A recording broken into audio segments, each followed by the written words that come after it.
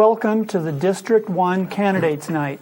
I'm your host, Dana Nichols, editor of the Calaveras Enterprise, and I'm very pleased to have with me tonight Cliff Edson, who's the current chairman of the Calaveras County Board of Supervisors and who represents District 1, and Gary Toffanelli, who formerly represented District 1. So the voters this year have a choice between two men who've both served the district. Welcome. Thank you, Dana. Thank you, Gary. Thank you, Cliff. Thanks, Dana.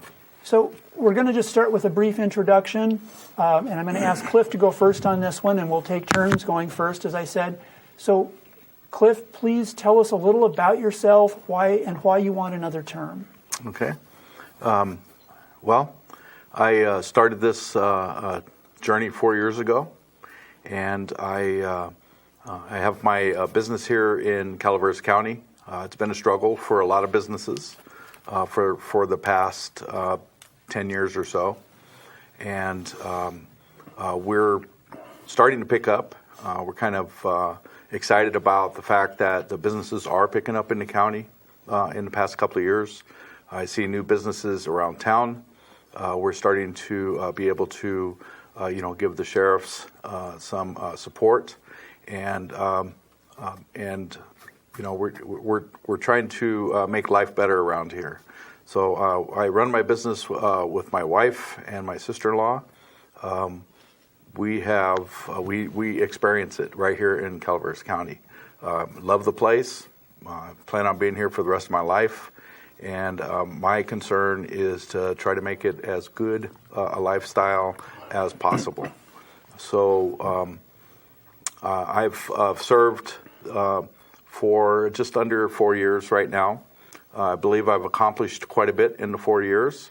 A lot of it has to do with education and the things that we need for economic development, which will give our citizens in the county a better opportunity at a better lifestyle, and actually keep more of the families together here in the county. So pretty excited about continuing my work along with helping the environment become a more healthier place also to grow a family.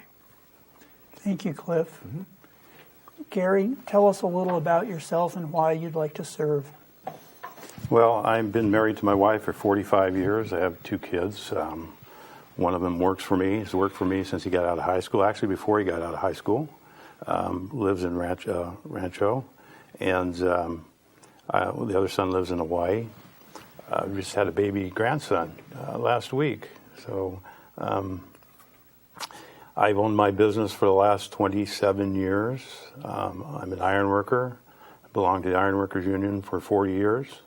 I've actually only had 3 jobs in my lifetime. That was for a company when I got out of high school as a steel fabricator. I broke off from there after moving up to management, managed the company for a while, and started my own company and had that, like I said, for 27 years. And then I was a supervisor here in District 1 for 4 years. The reason I'm running is I was asked by many people. It was off my radar, wasn't considering running at all. Moved on with my company, looking forward to retirement, set up retirement to go forward. And many, many people came forward to me and said, Gary, look, we need your leadership. We would like you to run. Had many conversations with my wife about it, and I felt myself that I would like to come forward again and help this county with its leadership and its economic problems that we're having. The 4 years that I served previously was during the Great Recession, as they call it. And things were contracting everywhere, not only here in Calaveras County, but all through the nation. So I'm looking forward to do the job again and moving forward. Thank you, Gary. So I'm going to ask you to go first now that we're going to get into the questions about policy. The Board of Supervisors decided to regulate the marijuana industry. The urgency ordinance approved in May set a deadline for legal farms to register, charged farmers a $5,000 fee, and allowed county departments to hire code inspectors and sheriff deputies to enforce the rules. Do you support this regulation, and why or why not? I don't think it's a very good ordinance. I think it was hastily crafted very fast, and a lot of issues were left out of it. I think it's showing right now. I don't think anybody planned on having 770 commercial grow applications in to the county. I think it was completely overwhelming to them. It's been very difficult moving forward to even hire people to get into these positions. There's still many of those that you mentioned opened. It is just not enforceable in many ways as far as going through the permitting process to get your application through. You have only got a little over 40 of those inspected at the time right now, and only 2 of those have been issued permits. If you look at it, it should have probably had a limit of the number of permits that were going to be issued at the time. I think it should have possibly, even if I was on the board at the time, I would have voted to not go forward with it. I would have said we need to wait until at least 2018 when MRSA comes online with AB 266. Obviously, that bill's been around since 2015, and the state has taken this time from that time to 2018 to come on board so they could get their ducks in a row and they get things going and appropriately do it and enforce it. So I'm really not in favor of what was done. I would have not gone forward with this ordinance. Thank you, Gary. And MRSA, Medical Marijuana Regulation Safety Act, that was a state law passed in 2015. Cliff, you were there. Do you support the regulation, and why or why not? Yes, I do support the regulation because what we were experiencing is an overrun of property being purchased during the Butte fire from fire victims, and California put out the big news that in 2016 Prop 64 was going to pass, and it's right now it's at 71% chance that it will pass, and that makes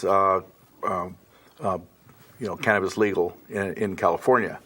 To be behind the 8 ball on that is, in my opinion, irresponsible. So we had to stop the land rush, and so we put the ordinance together to do that. We set a time limit as a way of capping it between May 10th and June 30th.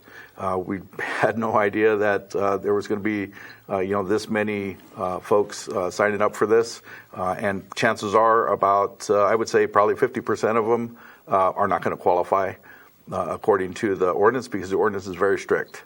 And as we build our enforcement on the ordinance, and we're getting better and better at it, then you will see the results of that. It never is like a TV station where you can just turn a channel and expect something to happen. If we waited until 2018, we would be 2 years behind where we are currently going right now. By the time we get to 2018, we're going to be already controlled. And I believe that next year is going to be way better than this year. Because of technology and our processes are being refined, and probably the third year we're going to see really, really good results on this, and it's going to be probably a minimal impact on our county at that point. Right now it's big, it's new, everybody knows that, but we are working in the right direction. Oh, thank you, Cliff. Now, some of the critics of regulating say they would prefer a ban on commercial cannabis production. Mm-hmm. And I'm going to go to you first. What do you think, Cliff, about a ban? What's your thinking on whether a ban's a good idea and why? Well, I graduated from high school in 1974, and it was banned then. How's that working? So we've been banned. The way we have our ordinance set up is, it says commercial. Anything over 200 square feet in our ordinance is considered commercial. So it is designed to minimize the impact. If it's over 200 square feet, it's considered commercial. It gets inspected environmentally, and it gets inspected by code enforcement, and we tax it. If they don't like it, then and they can't comply, then they have to leave, and I'm okay with that. So ban does not work because a ban doesn't provide you the availability to be able to enforce the ordinance that we developed. Our sheriff's department has been skeletonized for years. Between 2007 and 2012, our sheriff's department lost $2 million out of their revenues, out of their budget, and that equals about 24 deputy sheriffs. When you start depleting your enforcement capabilities like that, and then you have a methamphetamine rush in the county, the sheriff had to make choices.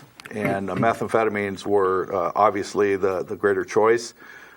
I don't disagree with the sheriff's option at that time, but unfortunately, the other part of it grew.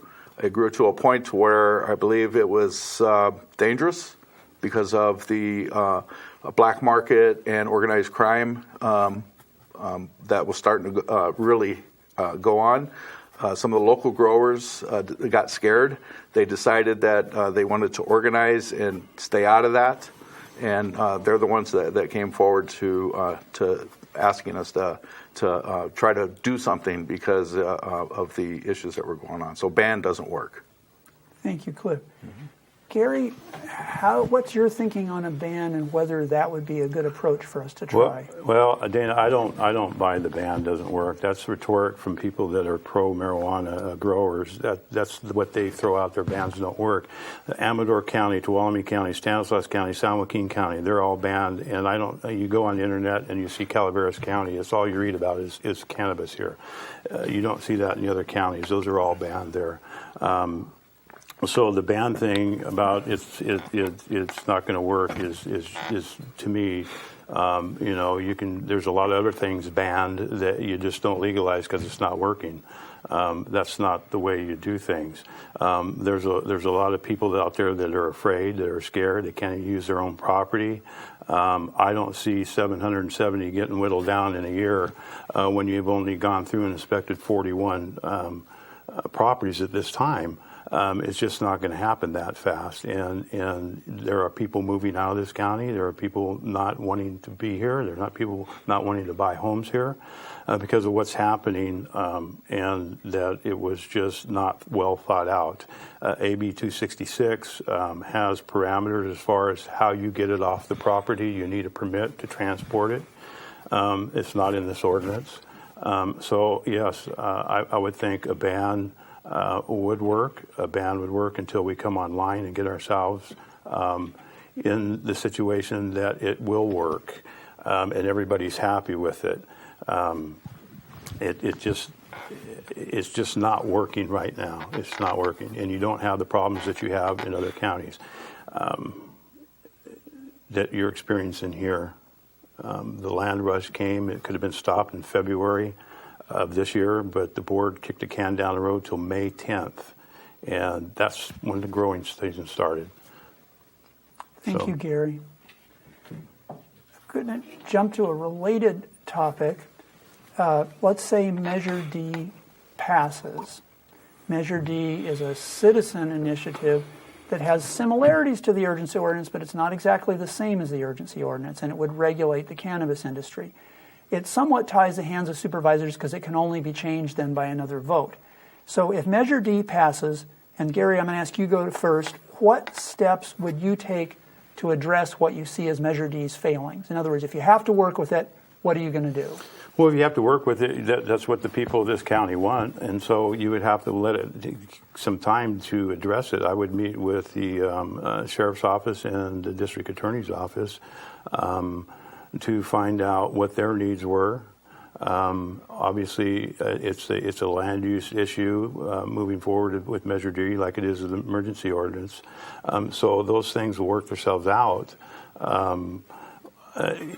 If they're given time and you want time, I think if Measure D passes, you are going to see a lot of people exiting this county that do not want to put up with it. I've knocked on a bunch of doors. I've gone through at least a couple thousand people, going to their homes and knocking on their doors, speaking to them, and the majority of the people, at least in District 1 that I've spoken to, do not want what's happening in this county to happen. A lot of them have been here for a long time. Thank you, Gary. Cliff, you've said you are opposed to Measure D because you believe it would tie the board's hands and that you want to work out an ordinance that addresses all the concerns. But if you're stuck with it, how would you address the failings of Measure D? Well, there's a lot of things in Measure D I don't like, and I do not support Measure D. Measure D brings cannabis into our commercial areas. I don't like that. Already we have a ordinance that was put in place in 2010 that allowed the dispensaries to open up in our CP zone, which is a commercial zone for like dentist offices and things like that. They're medical offices. Problem is, you have to follow these rules. There were 2 dispensaries in my district that were allowed to open illegally and allowed to remain open until they came to our board, and we shut them down because the ordinance is what they're supposed to go by. Measure D has ties the hands of the sheriff. It turns our communities into something I don't think that we're ready for. I don't think we want it. I feel that if Measure D does pass, we're going to have to put together some kind of a task force and I'm not familiar with all of the laws like a lawyer would be, but we'd have to have a task force to consider how we're going to control this Measure D, because it just opens it up to something that would probably resemble a Humboldt. It also opens it up to the big corporate groups, and I'm not for that. Thank you, Cliff. All right, this time I'm going to ask you to go first, and we're finally going to get a non-marijuana topic. Is there such a thing? Okay. Is there such a thing? Well, this year you were part of a board that voted, and Shirley Ryan was the one who characterized it as using one-time money, i.e. savings, to hire new staff, which basically then become an ongoing expense. And so you voted in favor of that. So tell me why you voted in favor of that. Is it worth taking that risk? Yeah, so part of the staff that we had to hire was jail staff. We are having a tough time with the jail. We're undermanned over there, basically. So we have to make sure by law that we have a certain amount of that staff in there. The one-time fund, so they say, if it's the teeter fund that you're talking about, teeter fund gets replenished every year. Every year, due to people's property taxes that they're delinquent on, there is a fee associated with that builds up. And the auditor controller herself says, we have too much money in that teeter fund this year, which was about $9 million. And we'd like to take it and stick it into our savings.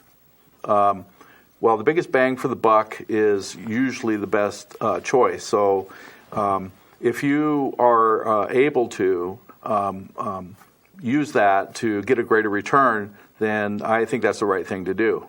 In some cases, we have, safety is a greater return. And so the teeter fund is where we took that money from. And it is used normally just for technological advances and things like that. But we have used it in the past to balance the budget. And considering that there was an extraordinary amount of money in there, we felt that it was the right thing to do. Thank you, Cliff. Gary, the board used one-time money, as the officials, the staff call it, to hire people, which are an ongoing expense. Would you take that risk, and why or why not? Well, I never took that risk when we were when I was on the board for the 4 years. We balanced our budget without touching reserves, without touching the teeter fund. I'm not in favor of it. Regardless, it may at some points it may never be replaced. You can't bank on something like that. The money should have been put in reserves because you're carrying less reserves than what you should. I think it's only at 2.5% reserve, and it's supposed to be around 6% reserve for the budget. They're also carrying a lot of open positions that show as being funded, and a lot of that money is going for that. And he talks about the sheriff's department. There's like 11 open positions that are still been open for some of them for a couple of years that are being carried, and that funding is there. It's in the accounts. One-time funding to use at an ongoing basis. Is like you using your reserves or your savings accounts to run your household continuously. At some point, it's not going to work. You have to deal with the money that you know you have coming in and make your adjustments based on what you have as income, not as a savings. Savings are set up for catastrophes, much like Butte Fire. We're reeling from that right now. Those things are to be used for that kind of stuff. There are, this budget, there was 48 open positions in the county. Again, going back to 11 in the sheriff's department. The rest of them were spread out through the county. Those funds are being counted in this budget for those open spaces. And some of those positions have been open for 4 years. They simply cannot find the people at the level of pay that our starting level or going up, our step ladder going up, to attract quality people to come to work here. So. Thanks, Gary. Well, let's stay on the sheriff department for a little while here, because as you noted, there's vacant positions. Even if they filled those positions, the staffing would still be less than it was a few years ago. The sheriff says he needs more deputies on patrol. And he needs to pay them more so they'll stay here rather than going to other agencies after a few years. So what is your approach to addressing this demand for more personnel at a time when revenue has been stagnant? Well, Dana, that's a very good question. And sometimes you have to do what you need to do. Sometimes I have a budget at my house and my car breaks down. I have to take money and find a way to get my car so I can go to work. I think we need to relook at the budget, go through it. I know Shirley's very competent. Shirley's been doing the budget for many, many years. And she has not... ever when I was there, recommended that we use, and she was assistant CEO at the time in charge of the budget, use one-time funding to do this, to staff it.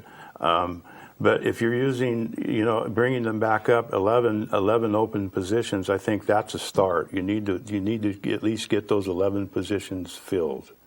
It will cut down on overtime. It will cut down on a lot of positions in the department that people are putting in 10, 12 hours a day to cover the lack of man force or manpower that's there. Thanks, Gary. So, Cliff, how would you continue trying to address the need for more sheriff positions at a time when revenue is stagnant? Well, actually, revenue isn't stagnant. So, last year our revenues grew by through the assessor. I think it was by 1.6%, and so we had a little bit of breathing room there to be able to hire a couple of extra sheriffs. We were able to finally staff a school resource officer, which we funded back in 2014, and it is a fact that the sheriff's department is, the wages are just not enough to keep them here. And so we constantly bring people up, and then they stay for a year or so, and then they leave. We started a program to be able to bring in interns and pay for that, pay for their schooling or whatever they needed to do to apply, and so that was one way of trying to stop the exit. if you get local people here that are interested in doing law enforcement within their communities, then you get usually a more stable workforce. And so we were able to do that this year at the beginning of the year, and it's so far I think they're are being pretty successful. I know that Gary was saying that there's 11 vacancies. Just 6 months ago, there were 18. And so we've attracted a few apparently, and as a matter of fact, I was there when they were sworn in, and they seem to be sticking pretty good. So we're down to 11, and if we keep up our good business practices, we'll be down to 3, and then hopefully we'll be down to where the sheriff is actually confident in keeping the folks. I'd like to see an increase in the wages for the sheriffs to be more competitive with to keep them here, and that's what I think we should work on. Thank you, Cliff. Cliff and Gary, we're almost out of time. Wow. So I would like to ask each of you to take a minute here. We have about a minute left to make a closing statement and tell the voters whatever else you would like to tell the voters. And Cliff, I'm going to ask you to go first. Okay. I'd like you to vote for me to be reelected. I've worked hard for the past 4 years. I've developed a lot of programs that are very institutional and important for our county.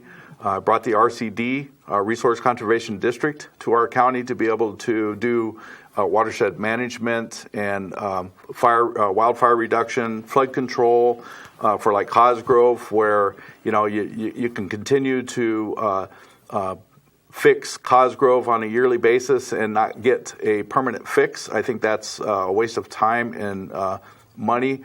So we need permanent solutions for things, and that's what I've been working on for since I've been in office.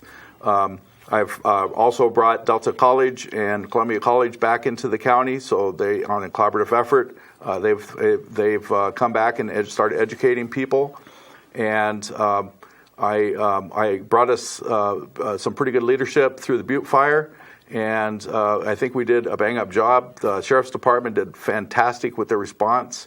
I believe that we need to overhaul our OES department, and I think that's next, and we can roll with it. Yeah. Gary, please, and I'll make sure you get a little bit more than a minute. Thank Give you. us your final thoughts for the voters. Thank you, Dana.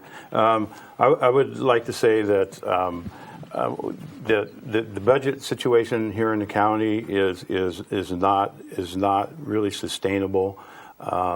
That it needs to have the adjustment. You got to use you can't use one-time money going forward all the time. That's an obvious thing. The cannabis situation in this county is out of control.